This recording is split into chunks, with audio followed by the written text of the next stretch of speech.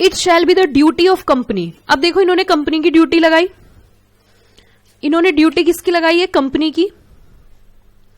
To give all assistance and facility to the PCS for auditing secretary and related records of company. बेटा मेरी बात ध्यान से समझना, बहुत छोटा सा चैप्टर है, फिर भी मैं एक एक पॉइंट को बहुत इलैबोरेट कर रही हूं ताकि आपकी अंडरस्टैंडिंग बने। यहां पे सेक्रेटरियल ऑडिट होगा कहां? कंपनी में। सेक्रेटरियल ऑडिट करेगा कौन? Company secretary in practice. तो जब पीसीएस सेक्रेटरियल ऑडिट करने जाएगा, वो चेकिंग करने जा रहा है, तो जब वो चेकिंग करने जाएगा तो उसे बहुत सारे डॉक्यूमेंट्स की जरूरत है, और वो डॉक्यूमेंट्स कौन देगा? जो डॉक्यूमेंट्स होंगे वो डॉक्यूमेंट्स कौन देगा? कंपनी देगी। तो ये ड्यूटी लगा दी कंपनी की कि उसे जो भी असिस्टेंस की जरूरत होगी वो असिस्टेंस किसको प्रोवाइड करनी है? वो असिस्टेंस प्रोवाइड करनी है कंपनी को। It is the duty of company to give all assistance and facilities which are required by PCS. क्योंकि देखिए बेचारा वो अपने यहां से सारे डॉक्यूमेंट्स थोड़ी ना लेके आएगा, डॉक्यूमेंट्स तो उसे कहीं ना कहीं कंपनी से कलेक्ट करना है, चेकिंग कंपनी की करनी है, तो उसको जिस चीज की जरूरत होगी वो आपको प्रोवाइड करनी है। The board of director in their report made in 134 explain full any qualification, observation और remark। देखो ये भी बात ध्यान से सुनो, मैं आपको बता देती हूँ। जो बोर्ड ऑफ डायरेक्टर्स है ना, उन्हें साल में एक बार बोर्ड रिपोर्ट बना के तैयार करनी पड़ती है कि आपने क्या क्या काम किए, कैसे कैसे किए, कौन कौन से काम किए। तो उन्हें अपनी बोर्ड रिपोर्ट के साथ सेक्रेटरियल ऑडिट अटैच करनी होती है। क्या बोला मैंने? बोर्ड रिपोर्ट, जो रिपोर्ट बोर्ड ऑफ डायरेक्टर्स ने बनाई उसके साथ क्या अटैच करनी होती है? सेक्रेटरियल ऑडिट की रिपोर्ट अटैच करनी होती है, और उसके अंदर पॉइंट डालना होता है, रिमार्क देना होता है। रिमार्क मतलब उन्होंने क्या बोला है, क्या मार्क्स दिए हैं, किस तरीके का रिमार्किंग करी है, एडवर्स तो नहीं है, कोई नेगेटिव तो नहीं बोला। उसी के साथ इफ कंपनी और एनी ऑफिसर, कंपनी या कोई भी ऑफिसर और कंपनी सेक्रेटरी इन प्रैक्टिस अगर कॉन्ट्रावेन करते हैं इस सेक्शन का, तो एवरी ऑफिसर ऑफ कंपनी और कंपनी सेक्रेटरी इन प्रैक्टिस, देखो पीसीएस के ऊपर भी यहां पे जिम्मेदारी डाल दी है, who is in default shall be punishable with fine which shall not be less than 1 lakh rupees में एक्सटेंड टू 5 लाख। अगर प्रैक्टिसिंग कंपनी सेक्रेटरी ने कोई कॉन्ट्रावेन किया, कोई गड़बड़ी करी, या कंपनी के किसी अधिकारी ने कोई गड़बड़ करी, तो उनके ऊपर क्या लग जाएगी? पेनल्टी लग जाएगी। Got the point everybody? चलो बेटा, अब देखो जो टेक्निकल प्रोविजन थे, जो टेक्निकल मुद्दे थे, वो हमने कवर किए। अब थोड़ा सा हम आगे बढ़ते हैं। Corporate laws, advisory and representation. Corporate laws means company laws, या हम कह सकते हैं कंपनी के ऊपर न्यूमरस लॉज लगते हैं। एक कंपनी के ऊपर बहुत सारे लॉज लगते हैं जो आपको अपने कोर्स के दौरान पढ़ने हैं। जैसे मैं छोटा छोटा एग्जाम्पल देती हूं। मान के चलिए कंपनी लिस्टेड है तो सेबी लगेगा। कंपनी की अगर खत्म करनी है कंपनी, तो उसके ऊपर एक एक्ट लगता है, इंसॉल्वेंसी एंड बैंकरप्सी। कौन सा लगता है? अगर कंपनी को बंद कराना है तो उसके ऊपर एक एक्ट लगता है, इंसॉल्वेंसी एंड बैंकरप्सी। अगर कंपनी बाहर से पैसे लेना देना, फॉरेन ट्रांजैक्शंस करेगी, तो एक एक्ट लगता है फेमा। अगर कंपनी कंज्यूमर को कोई सामान दे रही है तो उसके ऊपर लगता है consumer protection act. Environmental laws, labour laws, industrial laws, क्योंकि कंपनी के अंदर लेबर की काम कर रही हो तो लेबर लॉज। ठीक है, तो इसी तरीके से बहुत सारे लॉज होते हैं, सिर्फ कंपनी लॉ नहीं होता, कंपनी के ऊपर न्यूमरस लॉज एप्लीकेबल होते हैं, तो उन्हें कॉर्पोरेट लॉज बोलते हैं। तो कंपनी सेक्रेटरी बनने के बाद आप कॉर्पोरेट लॉज की एडवाइस भी दे सकते हो। अच्छा, अब हिंदुस्तान के अंदर सबसे ज्यादा ज्ञान जो किसी को होता है, कंपनी सेक्रेटरी को होता है कंपनी लॉज में। लेकिन खाली कंपनी लॉज से काम नहीं चलता, आपको अदर लॉज की भी एक अच्छी नॉलेज होना जरूरी है। तो देखिए, advising company on compliance of legal and procedural aspects. First one is SEBI, SEBI act. SEBI मैंने आपको बताया था, क्या है बताइए? सेबी जितनी भी लिस्टेड कंपनीज है, all listed companies are to be regulated by the SEBI, securities exchange board of India. And you know, आपने स्टडी करी होगी क्लास 11th में, बिजनेस स्टडीज में आपने कहीं ना कहीं कुछ ना कुछ पढ़ा है, और नहीं पढ़ा है तो मैं बता देती हूं। ऐसा है, इसकी कहानी समझ लो, थोड़ा समझते हैं। हमारी जो राजा होती है, राजा का उद्देश्य क्या होता है? प्रजा की रक्षा करना। यस और नो? जो राजा होता है उस राजा का एक ऑब्जेक्टिव होता है, राजा का ऑब्जेक्टिव होता है अपनी प्रजा की रक्षा करना।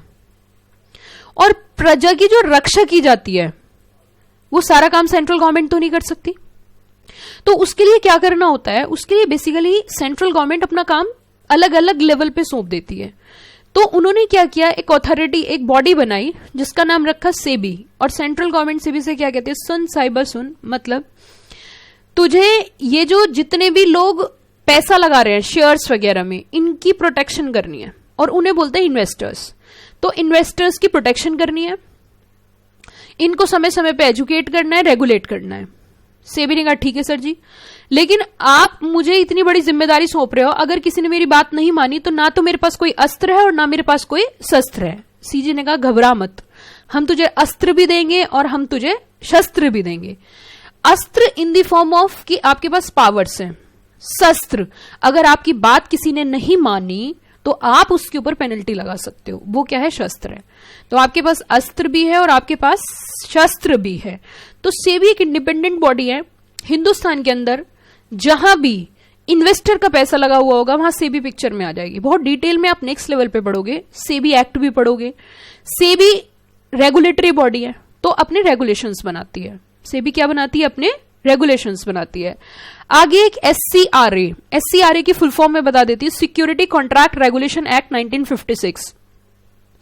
ठीक है बेटा, एससीआरए रूल्स एंड रेगुलेशंस। सुनो मेरी बात, रेगुलेशंस कौन बनाती है? Regulatory body. और रूल्स कौन बनाती है? Central government. ये ध्यान रखना, रूल्स कौन बनाती है? Central government. रेगुलेशंस कौन बनाती है? Regulatory body. SEBI regulatory body है, आरबीआई रेगुलेटरी बॉडी है, पिछली क्लास में मैंने बताया भी था आपको। इसी तरीके से और किसका प्रोविजन की एडवाइजरी दे सकते हैं? इंसॉल्वेंसी की। फेमा के बारे में मैंने आपको बताया, जब भी कभी कोई कंपनी बाहर से डीलिंग करती है, बाहर से ट्रांजैक्शन करती है फॉरेन कंट्री से, तो उसके ऊपर लगता है foreign exchange management act. Consumer, जागो ग्राहक जागो, कौन सा एक्ट है? कंज्यूमर प्रोटेक्शन एक्ट, ये भी आपको पढ़ना है। डिपॉजिटरीज एक्ट, आपको पता है ना शेयर्स ना इलेक्ट्रॉनिक फॉर्म में रखे जाते हैं। जैसे आप अपने पैसे बैंक में रखते हो, सेम इसी तरीके से शेयर्स भी इलेक्ट्रॉनिक फॉर्म में एक बैंक की तरह काम करते हैं, उसे बोलते हैं डिपॉजिटरी। तो उसका भी अपना आप में एक एक्ट है। Environmental and pollution control laws. Labour, अगर कंपनी में लेबर काम करती है तो labour laws. Cooperative society act. Merger amalgamation, foreign collaboration, competition laws, मैंने कल की क्लास में बताया था आपको। आईपीआर, जैसे कि ट्रेडमार्क है, पेटेंट है, कॉपीराइट है, इसकी भी एक अच्छी एडवाइजरी कंपनी सेक्रेटरी देता है। Real estate regulation development act, real estate के लिए। Arbitration and consolation, arbitration and consolation के बारे में मैं बता देती हूं आगे चल के, हालांकि आएगा। ड्राफ्टिंग एंड लीगल डॉक्यूमेंट्स, कहां कहां अपने आप को रिप्रेजेंट करते हैं? देखो कहां कहां रिप्रेजेंट कर सकता है कंपनी सेक्रेटरी कंपनी के बिहाफ पे। एक तो आरओसी के पास, what do you mean by ROC है? रजिस्ट्रार ऑफ कंपनी, जो कंपनी को रेगुलेट करती है और समय समय पे कंपनी को वहां पे बहुत सारे फॉर्म्स, बहुत सारी रिक्वायरमेंट्स फाइल करनी पड़ती है। एक होती है आरडी, आरडी मतलब रीजनल डायरेक्टर। देखो सबसे ऊपर होती है सेंट्रल गवर्नमेंट, फिर होती है ministry of corporate affairs. Ministry of corporate affairs सब जगह काम नहीं कर सकती, तो वो रीजन वाइज करती है, तो उन्हें क्या बोलते हैं? Regional director. क्या बोलते हैं? Regional director. बहुत सारी जगह तो काम करने से पहले अप्रूवल जो लेनी है आरओसी से लेनी है और कई जगह आरडी से लेनी है। आरडी मतलब, आरडी और आरओसी में क्या अंतर है? आरओसी होता है स्टेट वाइज और आरडी होता है रीजन वाइज। बताओ आरडी बड़ा या आरओसी बड़ा? आरडी बड़ा, क्योंकि एक रीजन में एक ही आरडी होगा, बट आरओसी एक से ज्यादा भी हो सकते हैं। मतलब कैसे? एक रीजन है तो एक ही आरडी है, लेकिन उस रीजन में आरओसी तो ज्यादा हो सकते हैं, स्टेट तो ज्यादा हो सकते हैं ना। जैसे नॉर्दर्न रीजन में कई सारे स्टेट हो सकते हैं, तो एक स्टेट में एक आरओसी होता है, लेकिन एक पूरे रीजन में एक आरडी होता है। ठीक है। नेशनल कंपनी लॉ ट्राइब्यूनल कल की क्लास में बताया। कॉम्पिटिशन कमीशन ऑफ इंडिया कल की क्लास में बताया। सिक्योरिटीज अपीलेट ट्राइब्यूनल, अगर सेबी कोई भी ऑर्डर पास करती है कंपनी के खिलाफ और वो उस ऑर्डर से सहमत नहीं है, तो वो अपील करने जाते हैं कहां पे? सिक्योरिटीज अपीलेट ट्राइब्यूनल में। दूसरा national company law appellate tribunal, कल की क्लास में हमने डिस्कस किया। एनसीएलएटी कल की क्लास में मैंने पूरा डिटेल में आपको बताया था। कंज्यूमर फोरम्स, टेलीकॉम डिस्प्यूट्स अगर होते हैं तो टेलीकॉम अपीलेट ट्रिब्यूनल में जा सकते हैं। ट्रेडमार्क अथॉरिटीज है। एसीजेड, ये क्या है? ये एक ऐसा गोला है जहां पे जाके कोई टैक्स नहीं देना पड़ता। मैं इसके बारे में थोड़ा सा आपको बता देती हूँ, हालांकि आपका लेवल अभी छोटा है, बट स्टिल अगले लेवल पे सारे चैप्टर है ये, तो मैं थोड़ा सा इसके बारे में बताना चाहूंगी। SEZ, special economic zone authorities. तो पहले एसईजेड को समझो। पहली बात तो इसमें शब्द यूज हुआ है स्पेशल इकोनॉमिक जोन्स। जोन्स मतलब होता है एरिया, इकोनॉमी मतलब आर्थिक, स्पेशल मतलब स्पेशल रूप से। देखिए हमारी इकोनॉमी कभी स्ट्रांग होती है? हमारी इकोनॉमी तब स्ट्रांग होती है जब हमारे यहाँ पे ज्यादा से ज्यादा फॉरेन करेंसी आए।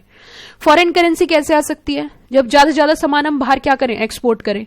और अगर हम बाहर एक्सपोर्ट ज्यादा करेंगे तो हमें क्या फायदा होगा? तो गवर्नमेंट ने क्या किया है? एक एरिया डिफाइन किया है कि इस एरिया में जो भी कंपनी काम करेगी, जो भी यहाँ पे मैन्युफैक्चरिंग करेंगे, सर्विस देंगे, उसको कोई टैक्स नहीं देना। जोन बना दिया, एरिया बना दिया। लेकिन क्यों एरिया? वो ऐसा टैक्स देने की छूट सरकार क्यों दे रही है? सरकार इसलिए दे रही है कि आप जो भी काम यहां पे करोगे उसको आपको एक्सपोर्ट करना होगा। सरकार को क्या फायदा हुआ बताना जरा? सरकार को यह फायदा हुआ कि फॉरेन करेंसी आएगी। क्यों? क्योंकि जब आप एक्सपोर्ट करोगे तो फॉरेन करेंसी आएगी, और फॉरेन करेंसी आएगी तो हमारी इकोनॉमी स्ट्रांग होगी। तो इसीलिए इसको बोला गया है special economic zone. Zone means होता है एरिया, ऑथोरिटीज। तो इनसे अगर परमिशन लेनी है तो यहां पे भी कौन जाता है? Company secretary. टैक्सेशन अथॉरिटी में भी कौन जाता है? Company secretary. Other quasi judicial bodies, कल की क्लास से शायद मैंने आपको बताया था, क्वाशी मीन्स होता है seems to be like a judicial body. Seems मतलब दिखता है, किसके जैसा? जुडिशियल बॉडी, कोर्ट के जैसा। तो ये बहुत, ट्राइब्यूनल्स मैंने बताई थी ना कल, एनसीएलटी के बारे में बताया था। इसी तरीके से स्पेशल काम के लिए स्पेशल हम कह सकते हैं ट्राइब्यूनल्स बना रखी है। ठीक है, कोर्ट और ट्राइब्यूनल में क्या अंतर होता है? कोर्ट में तो सिर्फ वकील जा सकते हैं, लेकिन ट्राइब्यूनल में practising company secretary, chartered accountant, CA, advocate सब जा सकते हैं। तो हमारे लिए भी वहां स्कोप है। मैम हम तो खुश हो रहे हैं, चेयर पे खड़े होकर डांस कर रहे हैं, हम भी जाएंगे कोर्ट में। हाँ बिल्कुल, आप भी जा सकते हो, लेकिन सिर्फ कहां जा सकते हो? ट्राइब्यूनल्स में। Got the point? तो ऐसी बहुत सारी हो सकती है। जैसे एक तो कंपनी के केस में तो एनसीएलटी हो गई, है ना। जैसे कंपनी के केस में हम बात करें एनसीएलटी, टैक्सेशन में टैक्सेशन अपीलेंट ट्रिब्यूनल्स हो गई। तो इस तरीके से अलग अलग एरिया वाइज बना रखी है। काम ये बनाया क्यों गया? क्योंकि court is already overburden. Court के पास पहले से बहुत सारे काम है, और कोर्ट चाहकर भी कहीं ना कहीं काम को इतनी रफ्तार से नहीं कर पाएगी जितनी रफ्तार से ट्रिब्यूनल्स करेंगे, क्योंकि ट्रिब्यूनल्स के पास सिर्फ वही काम है। ठीक है, आगे बढ़ते हैं। आर्बिट्रेशन एंड कंसलेशन सर्विस, देखो ये बताती हूं मैं आपको। आपने सुना होगा पुराने टाइम में जो डिस्प्यूट रिजॉल्व होते थे वो पंचायत से होते थे। पंच 5 लोग होते थे, उनकी बात माननी पड़ती थी और वो न्यूट्रल होके डिसीजन देते थे। ठीक है, वो चीज आज भी है। अगर कोई किसी के साथ गलत होता है तो सीधा कोर्ट जाता है तो वहां पे बहुत सारा टाइम लगता है, समय लगता है, फ्रस्ट्रेशन होती है। इसका एक ऑल्टरनेट तरीका है। ऑल्टरनेट तरीका क्या है कि no need to go court, आपको कोर्ट जाने की जरूरत नहीं है, आप यहीं रहिए। आप अपने अपने पक्ष में अपने अपने व्यक्ति को अपॉइंट कर लो। 2 पार्टी की लड़ाई हो रही है, तुम अपनी तरफ से अपॉइंट करो, तुम अपनी तरफ से अपॉइंट करो, वो दोनों मिलकर डिसीजन लेते हैं। तो इस मेथड को बोलते हैं ऑल्टरनेटिव डिस्प्यूट रिजोल्यूशन मैकेनिज्म। सुनो दोबारा से, ऑल्टरनेटिव क्यों बोला? क्योंकि no need to go court, आपको कोर्ट जाने की जरूरत नहीं है। ऑल्टरनेटिव मेथड है टू रिजॉल्व द डिस्प्यूट्स को रिजॉल्व करने के लिए। तो एक तो आर्बिट्रेशन और दूसरी कंसिलेशन सर्विसेज। कंसिलेशन सर्विसेज में क्या होता है? नेगोशिएशंस होते हैं। नेगोशिएशन कैसे? देखो, आर्बिट्रेशन और कंसिलेशन या मीडिएशन में क्या अंतर होता है? आर्बिट्रेशन में तो बिल्कुल कोर्ट के जैसा ही होता है, एक पार्टी हारती है और एक पार्टी जीतती है। लेकिन कंसिलेशंस और मीडिएशन में क्या होता है कि वहां ना कोई पार्टी हारती है और ना कोई पार्टी जीतती है, दोनों का मिड में डिसीजंस लिया जाता है, दोनों की बात मान ली जाती है, दोनों को सहमति देके डिसीजन दिया जाता है। तो कहीं ना कहीं ये जो आर्बिट्रेशन कंसिलेशन है, इसमें कंपनी सेक्रेटरी का क्या रोल है वो मैं बताती हूं। जैसे मान के चलिए हम किसी के साथ कोई काम कर रहे हैं, कोई बिजनेस कर रहे हैं, उसका हमारा एग्रीमेंट बनेगा। कल को जब हम उनके साथ बिजनेस कर रहे हैं तो हमारा लड़ाई होने के चांसेस हैं, तो हम उस एग्रीमेंट में पॉइंट मेंशन करते हैं। क्या पॉइंट मेंशन करते हैं कि इन केस ऑफ डिस्प्यूट, अगर हमारा कोई डिस्प्यूट होता है इन फ्यूचर, तो हम वो कोर्ट नहीं जाएंगे, हम वो आर्बिट्रेशन के थ्रू रिजॉल्व करेंगे। तो वो जो पॉइंट है उसे क्लोज बोलते हैं, वो आर्बिट्रेशन एग्रीमेंट में डलता है। मतलब या तो आर्बिट्रेशन एग्रीमेंट बना लो, या फिर जो आपका बिजनेस एग्रीमेंट हुआ है उसी में एक पॉइंट डाल दो कि इन फ्यूचर अगर हमारा डिस्प्यूट होगा तो हम इस डिस्प्यूट को रिजॉल्व करेंगे by opting the method of arbitration. ठीक है, तो ये जो ड्राफ्टिंग का वर्क करता है ये कहीं ना कहीं कंपनी सेक्रेटरी करता है। तो यहां पे इन्होंने कंसलेशन सर्विसेज बताया। Financial market services, public issue listing and security, जितने भी शेयर्स के इशू आते हैं उनकी लिस्टिंग कराना, उनको मैनेज करना, ये भी काम कहीं ना कहीं किसका है? कंपनी सेक्रेटरी का है। Preparation of project report banana. Syndication of loan, अब ये वर्ड आपको थोड़ा टेक्निकल सा लग रहा होगा। सिंडिकेशन ऑफ लोन का मतलब होता है कि अगर एक बैंक इतना सारा लोन का अमाउंट नहीं दे पा रहा तो बहुत सारे मिलके बैंक क्या करते हैं? लोन अरेंजमेंट कराते हैं, तो इसे बोलते हैं syndication of loans. Drafting prospectus किसे बोलते हैं? जैसे आप किसी कॉलेज में एडमिशन लेने जाते हो तो उसका प्रोस्पेक्टस होता है। सेम इसी तरीके से जब कंपनी पब्लिक से पैसे इकट्ठा करती है शेयर्स इशू करके, तो उससे पहले उसे प्रोस्पेक्टस इशू करना होता है। तो प्रोस्पेक्टस में क्या लिखना है, कैसे लिखना है, एज पर लॉ वो बनता है। तो ये काम भी कौन करता है? कंपनी सेक्रेटरी करता है। लोन के डॉक्यूमेंट्स बनाना, लोन डॉक्यूमेंटेशन मतलब जब भी मैं बता देती हूं आपको, कंपनी के केस में देखिए आपके यहाँ पे सिर्फ पॉइंट्स डाल रखे हैं, है ना, लेकिन पॉइंट वो तो डाल के साइड हो जाते हैं, बट मैं वही चीज बता रही हूँ ना कि यहाँ पे बच्चों को एक एक पॉइंट बताना पड़ता है, नहीं तो वो उसी में कंफ्यूज हो जाएगा, मैम अभी ये नहीं समझ में आ रहा। तो देखो कहीं ना कहीं इसमें बोला इन्होंने लोन डॉक्यूमेंटेशन। लोन डॉक्यूमेंटेशन कैसे होता है, जैसे कंपनी है और कंपनी को लोन लेना है, तो कंपनी बैंक से लोन लेने जाती है, लेकिन बैंक उसे लोन तब देता है, पहले उसका स्टेटस चेक करता है कि पहले से इसने कितना लोन ले रखा है, तो उसकी एक रिपोर्ट बनाई जाती है, search and status report. Status मतलब आज की डेट में इसके ऊपर कितना लोन है, कल को मैं इसे लोन दे दूं और इसकी कैपेसिटी नहीं है वापस करने की, तो वो सर्च एंड स्टेटस रिपोर्ट भी कंपनी सेक्रेटरी बनाता है, ठीक है ना। आगे देखिए प्राइवेट प्लेसमेंट। प्राइवेट प्लेसमेंट और पब्लिक इशू में क्या अंतर है, पहले तो पब्लिक इशू समझो। पब्लिक इशू क्या होता है कि जब आम जनता को इनवाइट करके पैसे इकट्ठे किए जाते हैं, शेयर्स डिबेंचर्स इशू किए जाते हैं, तो उसे बोलते हैं पब्लिक इशू। किसके लिए इशू आया, पब्लिक के लिए।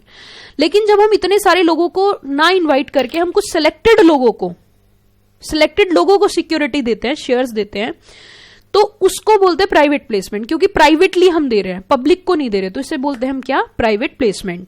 तो इसका काम भी कहीं ना कहीं कंपनी सेक्रेटरी करता है। एक होता है बाय बैक, बहुत सिंपल तरीके से समझिए। Buy back just opposite of issue. Issue में क्या होता है, कंपनी शेयर देती है, पैसे लेती है। बाय बैक इट मींस अपने शेयर्स को वापस ले रही है। बाय बैक में कंपनी पैसे देती है और अपने शेयर्स वापस लेती है, ऐसा भी होता है। तो आगे चल के आप पढ़ोगे तो बाय बैक में भी कंपनी सेक्रेटरी का रोल होता है।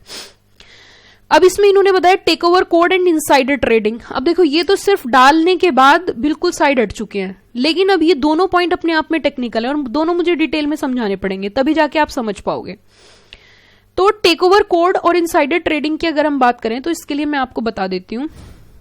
जैसे एक कंपनी दूसरी कंपनी को एक्वायर करना चाहती है, उसके ऊपर अपना कब्जा करना चाहती है, तो गलत तरीके से नहीं कर सकती। उसका भी रूल्स हैं, उसके भी क्या है, रूल्स है, और वो रूल्स आपको फॉलो करने पड़ेंगे। तो वो सारे रूल्स जो दे रखे हैं उसका नाम दे रखा है टेक ओवर कोड। क्या दे रखा है, टेक ओवर कोड। तो वो टेक ओवर कोड में पूरे रेगुलेशंस हैं, पूरी कंडीशंस हैं, उसकी एक बहुत गहन अध्ययन करता है कंपनी सेक्रेटरी। तो टेक ओवर में भी अगर किसी कंपनी का आपस में टेक ओवर हो रहा है तो वो टेक ओवर में टेक ओवर रेगुलेशंस आपने पूरे किए नहीं किए, इस चीज को भी ध्यान में कौन रखेगा, company secretary. Acting as compliance officer in insider trading. पहले मैं आपको इनसाइडर ट्रेडिंग बता देती हूं क्या होती है, तभी आप इसे समझ पाओगे। इनसाइडर ट्रेडिंग का मतलब है कि ऐसा होता है कि जो कंपनी के शेयर्स होते हैं ना, उनकी शेयर्स की वैल्यू फ्लक्चुएट होती है। फ्लक्चुएट मतलब कभी घटती है कभी बढ़ती है, और जो फ्लक्चुएशन होती है वो on the basis of information होती है, कि कंपनी की जो भी इंफॉर्मेशन आएगी उसके बेसिस पे फ्लक्चुएशन होगा। अब वो इंफॉर्मेशन पॉजिटिव भी हो सकती है और इंफॉर्मेशन नेगेटिव भी हो सकती है। अगर इंफॉर्मेशन पॉजिटिव है तो शेयर्स के प्राइस इंक्रीज होते हैं, अगर कंपनी की इंफॉर्मेशन नेगेटिव है तो शेयर्स के प्राइस डाउन होते हैं। मैं एग्जांपल देके बताऊं, मान के चलिए कंपनी की एक इंफॉर्मेशन आई कि कंपनी ने इस क्वार्टर्स में जो है वो 1000 करोड़ से प्रॉफिट इंक्रीज हुए हैं, इंफॉर्मेशन पॉजिटिव है। जैसी इंफॉर्मेशन मार्केट में आएगी ऑटोमेटिक शेयर के प्राइस इंक्रीज होंगे नहीं होंगे। लेकिन ये इंफॉर्मेशन अगर मार्केट में नहीं आती, कुछ लोगों को इसकी इंफॉर्मेशन के बारे में पता है, सिलेक्टेड लोगों को जो इनसाइडर कंपनी के अंदर है, और वो इस इंफॉर्मेशन के बेसिस पे ट्रेडिंग कर लेते हैं आम जनता को पता होने से पहले, तो इसे बोलते हैं इनसाइडर ट्रेडिंग। और कहीं ना कहीं ये घोर पाप, घोर अन्याय है। रीजन बहुत साफ है। एक बात बताओ, ये तो फिर सिलेक्टेड लोगों को फायदा मिला ना, और इसके सख्त खिलाफ है सेबी कि मैं पार्शलिटी नहीं करने दूंगा, इन्वेस्टर का विश्वास हट जाएगा, सिलेक्टेड लोग फायदा उठा जाएंगे। तो ये बैन है, प्रोहिबिशन है, कंप्लीटली बैन है। तो इसके लिए भी सेबी ने अपने रेगुलेशंस बना रखे हैं, ये आप पढ़ोगे नेक्स्ट लेवल पे, रेगुलेशंस बना रखे हैं, और वो रेगुलेशन फॉलो करवाने होते हैं कंपनी सेक्रेटरी को। अब बात समझ में आ गई, चलो। Securities compliance and certification services, internal audit का काम करते हैं ये, और certification under SEBI, audit in reconciliation of shares. Reconciliation का मतलब होता है कि कंपनी के पास टोटल कितने शेयर है, इलेक्ट्रॉनिक फॉर्म में कितने, फिजिकल फॉर्म में कितने, इसकी चेकिंग करना। तो इसे क्या बोलते हैं, रिकंसिलेशन। कंपनी ने लॉ कंप्लाई किए नहीं किए इसके लिए सर्टिफिकेट देना।